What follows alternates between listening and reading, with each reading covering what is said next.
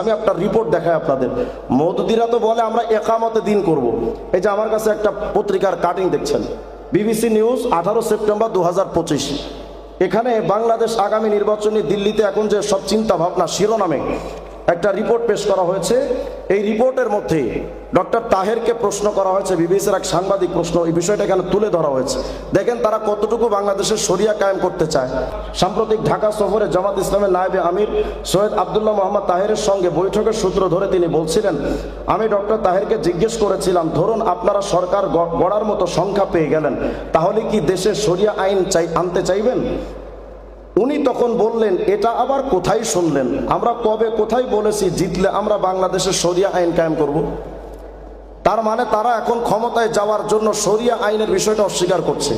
তারা তাদের লোগোর ভেতর থেকে আল্লাহ নাম আকিমুদ্দিনটা উঠায় দিয়েছে। এখন আমরা যখন জামাতের ব্যাপারে, মওদুদিবাদের ব্যাপারে কথা বলি, তখন মওদুদির ব্যাপারে কিছু লোকেরা আমাদেরকে সবক শোনাতে আসে যে আমরা তো তার মাযহাব মানি না, তার তাকলিদ করি না, আমরা তো তার শুধু রাজনৈতিক দর্শনটা নিয়েছি। মওদুদির রাজনৈতিক দর্শনটার সাথেই ইসলামের সংঘর্ষ। ওলামায়ে দেওবন্দের সাথে প্রথম যে যুদ্ধটা মওদুদির, তার মধ্যে অন্যতম হলো মওদুদির রাজনৈতিক দর্শনের সাথে ওলামায়ে দেওবন্দ এবং ইসলামের কোনো সম্পর্ক নাই।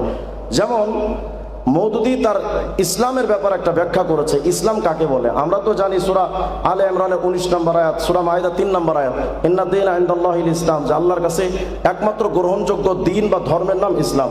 আল ইয়াউমা আকমালতু লাকুম দীনাকুম ওয়া আতমামতু আলাইকুম নি'মাতি ওয়া রাদিতু লাকুমুল ইসলাম দীনা। ইসলামটাকে ধর্ম বলা হয়েছে কোরআনে কারীমের মধ্যে, কিন্তু মওদুদি তার তাফহিমাতের 1 নম্বর খণ্ডের 74 নম্বর পৃষ্ঠায় বলছে, लेकिन हकीकत यह है कि इस्लाम किसी मजहब का और मुसलमान किसी कौम का नाम नहीं है, बल्कि दरअसल एक इनकलाबी नजरिया मसलक है। মানে ইসলাম এটা কোনো ধর্মের নাম নয় এবং এই মুসলিম সভ্যতা এটা কোনো ধর্মীয় জনগোষ্ঠীর নাম না, বরং এটা একটা বৈপ্লবিক চিন্তা চেতনা। তার মানে তারা ইসলামকে শুধু বুঝে যুদ্ধ করে সংগ্রাম করে ইসলাম প্রতিষ্ঠা করা। আচ্ছা আমাকে বলেন, এই যে বক্তব্যটা, ব্যাখ্যাটা মওদুদি দিয়েছে, এই বক্তব্যটা কোনো সাহাবায়ে কেরাম দিলেন না তাবিঈনে কেরাম দিলেন, আইম্মা মুজতাহিদিন, সালফে সালিহিন, মুআররিখিন, মুফাসসিরিন, কে দিয়েছে এই বক্তব্যটা? সর্বপ্রথম এই মালউন অভিশপ্ত মওদুদি এই বক্তব্য দিয়ে ইসলামকে সে একটা জায়গায় সীমাবদ্ধ করতে চেয়েছে। দেখুন ইসলাম ব্যাপারে কি বলে, খুতবাতের 320 নম্বর পৃষ্ঠার মধ্যে বলছে, इस तशरीह से ये बात साफ हो जाती है कि दरअसल इस्लाम हुकूमत का नाम है।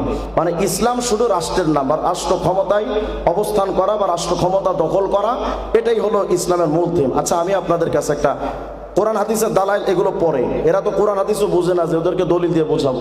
আমি সামান্য একটা কমন সেন্সের কাছে আমি প্রশ্ন করি, মনে করেন বাংলাদেশে 100% মুসলমানের মধ্যে 80% মুসলমান বা 90% মুসলমান এখন বাংলাদেশে আছে। 90% মুসলমানের ভেতরে এখন বর্তমানে কমপক্ষে 85% মুসলমান তারা ইসলাম চায় না, কারণ তারা ইসলাম বুঝেও না। এখন যদি ওদেরকে ঘাড় ধাক্কা দিয়ে আমরা ক্ষমতায় বসায় দিই যে তুই বয়, ঘাড় ধাক্কা দিয়ে বসায় দিলে ওরা কয়দিন টিকবে? এই মুসলমান ওদেরকে জুতা পিটা করে তাড়ায় দিবে, কারণ এই মুসলমানরা ইসলাম এখনো বুঝে নাই। এই জন্য ইসলামী আকিদার মূল থিম একামতে দ্বীনের অর্থ কি?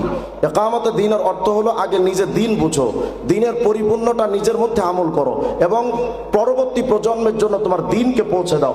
হুজুর আকরাম আলাইহিস সালামের আমাল, আহওয়াল, আকওয়াল সমস্ত বিষয়গুলো জাতির পরবর্তী প্রজন্মের কাছে পৌঁছে দাও।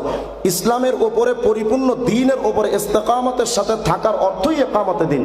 কিন্তু মওদুদি সাহেব বলে দিলেন একামতে দ্বীন বা ধর্মের মূল থিম হলো রাষ্ট্র ক্ষমতা দখল করা।